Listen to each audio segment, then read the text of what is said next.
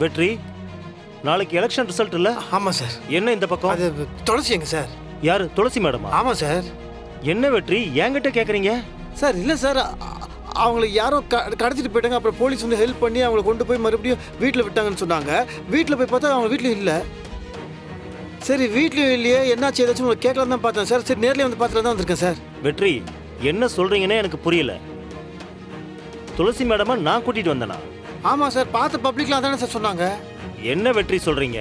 நாங்க யாரும் துளசி மேடமா காப்பாத்தல. எங்களுக்கு ஒன்றும் தெரியாது. சார் என்ன சார் சொல்றீங்க? வெற்றி, இந்த விஷயத்துல யாராவது பொய் சொல்லுவாங்களா? சத்தியமா எங்களுக்கு எதுவும் தெரியாது வெற்றி. சார் ஒருவேளை இது இதெல்லாம் வேற ஸ்டேஷன் பக்கத்தில் அங்கே ஏதாவது? சார் முதல்ல என்ன நடந்துச்சுன்னு சொல்லுங்க.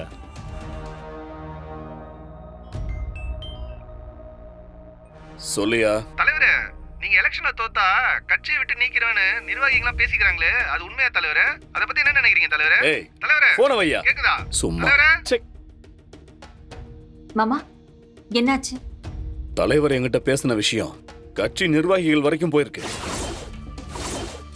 ஆள் ஆளுக்கும் ஃபோன் பண்ணி துக்கம் விசாரிக்கிறானுங்க. ஏங்க, சாப்பாடு எடுத்து வச்சிருக்கேன், கை கழுவிட்டு வாங்க, சாப்பிடலாம். ஆமா, இப்ப அது ஒண்ணுதான் குறைச்சல். போ. என்ன எதுவும் பேச வச்சிராத. என்ன ஆச்சுங்க?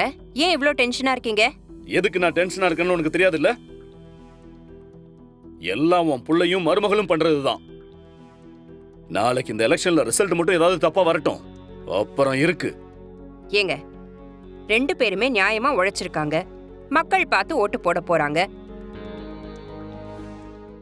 மீனாட்சி ஜெயிச்சாலும் துளசி ஜெயிச்சாலும் 2 பேருமே நம்ம மருமகளுங்க தானே. ஏய், என்ன அசிங்கப்படுத்துறியா?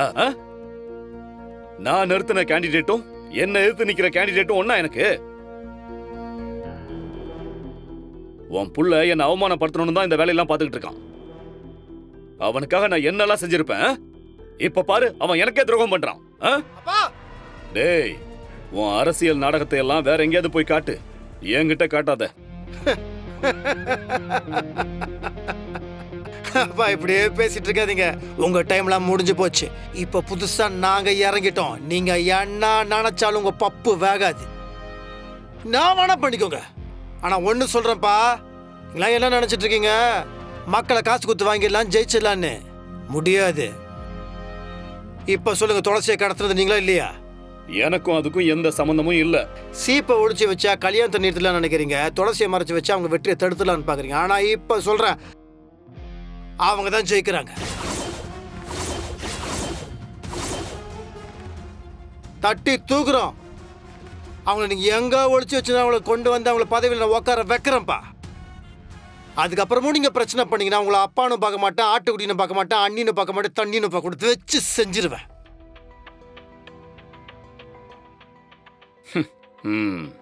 பாத்தியா உன் புள்ள எப்படி பேசுறான்னு? பொண்டாட்டிக்காக என்ன கொன்னுடுவேங்கிறான்.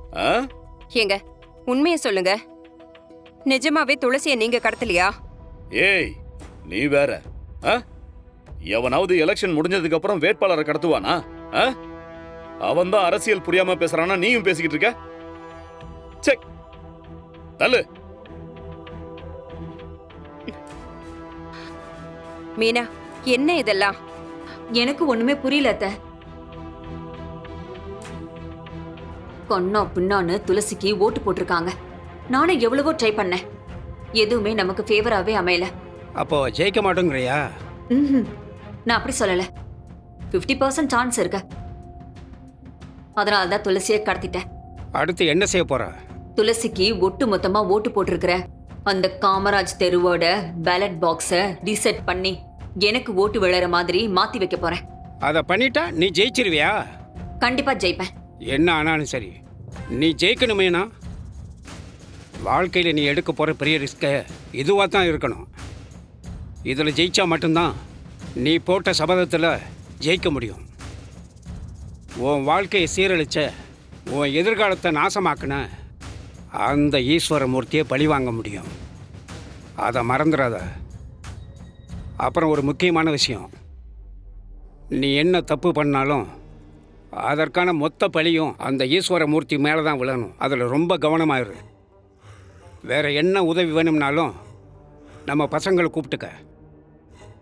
அடுத்த தடவை உன்னை பார்க்கும்போது நான் அந்த தொகுதியோட எம்எல்ஏவாக தான் பார்க்கணும்.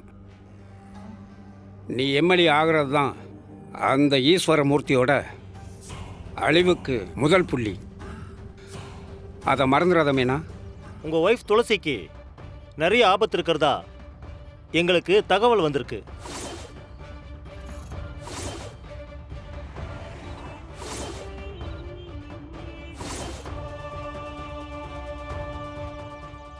என்ன இந்த பக்கம்? அது துளசி எங்க சார்? என்ன வெற்றி சொல்றீங்க? நாங்க யாரும் துளசி மேடமை காப்பாத்தல. எனக்கு ஒன்றும் தெரியாது. இப்ப சொல்லுங்க, துளசியை கடத்துறது நீங்களா இல்லையா? எனக்கும் அதுக்கும் எந்த சம்பந்தமும் இல்ல.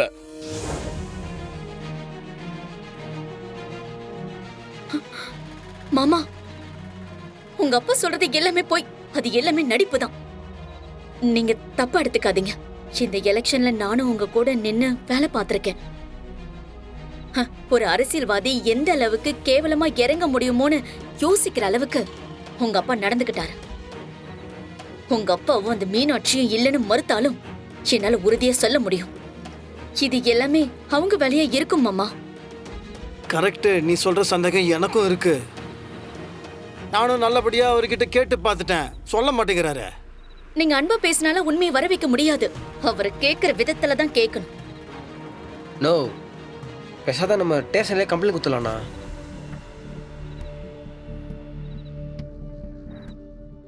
என்னண்ணா பார்க்குற? உங்கள் அப்பா மேலே கம்ப்ளைண்ட் கொடுன்னு பார்க்குறியா நீ? உங்கள் அப்பா எந்த விஷயத்தில் அப்பா மாதிரி நடந்துக்கலண்ணா. பெத்த புள்ள வீட்டு மருமவன்னு எதாவது யோசிச்சாரா? என்ன காரியம் பண்ணி வச்சுருக்காரு அவர்? அரசியல்வாதியா? நோ, அவர் இந்த அளவுக்கு இறங்க சொல்ல நம்மளும் இறங்கி அடிக்கணும்ண்ணா. அப்போ தான் அண்ணியை காப்பாற்ற முடியும். ரொம்ப யோசிக்காதண்ணா. கட்சி நேரத்தில் அவர் என்ன வேணா பண்ணலாண்ணா. நம்ம தானே சேஃபாக இருக்கணும். ஆமா மாமா, எனக்கும் அதான் சரின்னு தோணுது. நீங்க கம்ப்ளைண்ட் கொடுத்துருங்க. சரி அஞ்சலி, ஆனா எனக்கு என்ன தோணுதுன்னா, நம்மள திசை திருப்பறதுக்காக தான் இந்த கடத்தல் நாடகமே நடந்திருக்கு. அது எப்படி சொல்றீங்க? இப்போ ஒருத்தரை கடத்தினா ஏதாவது ஒரு டிமாண்ட் கேட்பாங்க. ஒன்று துட்டு கேட்கணும், இல்லை வார்த்தை கேட்கணும், எதுவுமே இல்லையா? அப்போ லைட்டாக பிசு தட்டுதே இங்க.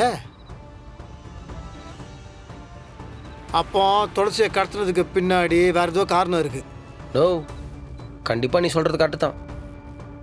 உங்கள் அப்பா ஒரு வேலை செய்கிறாருன்னா அதுக்கு பின்னாடி கண்டிப்பாக ஒரு பெரிய கணக்கு தான் இருக்கும்.